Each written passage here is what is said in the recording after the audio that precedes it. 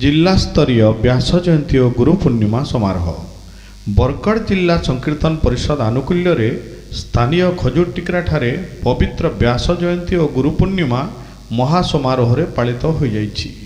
परिषदर कार्यकारी सभापति प्रमोद दासकर प्रत्यक्ष तत्वावधान रे और सभापति गोपाल मिश्रंकर अध्यक्षतार आयोजित यह कार्यक्रम रे स्थानीय आदिमाता मठरे नाम संकीर्तन आरंभ करा जाई संकीर्तन सचेतनता शोभायात्रा अनुष्ठित होइथिला। भारतीय गुरु परंपरा को बजाय रखी जिलार 12 ब्लॉक रु आसीथिबा संकीर्तन गुरु मानकु पदधौत करी पूजा अर्चना करा जिबा सहित जिला संकीर्तन परिषद तरफरु सेमानकु संबर्धित करा जैतिला। एही अवसर रे आयोजित कार्यक्रम रे मुख्य अतिथि भावे शिल्पपति बजरंग अग्रवाल जोगदेई कार्यक्रमर शुभारंभ करथिले। मुख्य आलोचक भावे सांबादिक बालाजी विभुरंजन तरासिया महोदय जोगदेई जाति धर्म वर्णरु बहु ऊर्ध्वरे गुरु बोली अभिहित करने सहित गुरु ही मनीषर प्रकृत पथ प्रदर्शक बोली उल्लेख करथिले।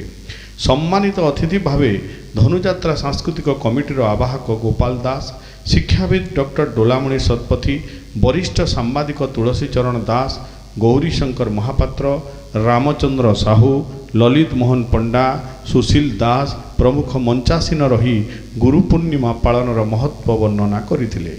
एही अवसर रे परमेश्वर भुए, गौरीशंकर महापात्र, खीरेश्वर पटेल, गौरचंद्र साहू, मुख्यनिधि बेहेरा, सदानंद दास, मनोज खमारी, प्रसन्न भोई, राजेंद्र बेहेरा प्रमुख संकीर्तन गुरुमान को संबर्धित करा जाइथिला।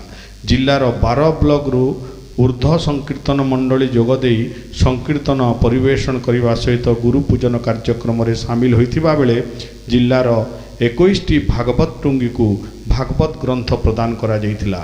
संपादक पंडित जयदेव पंडा कार्यक्रमर आभिमुख्य उपस्थापना करिथिबा बेले कार्यक्रम परिचालना रे सुशील ठाकुर, पंचानन बाग, सुशांत साहू, भरत प्रधान, शिवनारायण भोई, गुराचांद साहू और गुरु मिनिकतन मेहर प्रमुख सक्रिय सहयोग करथिले।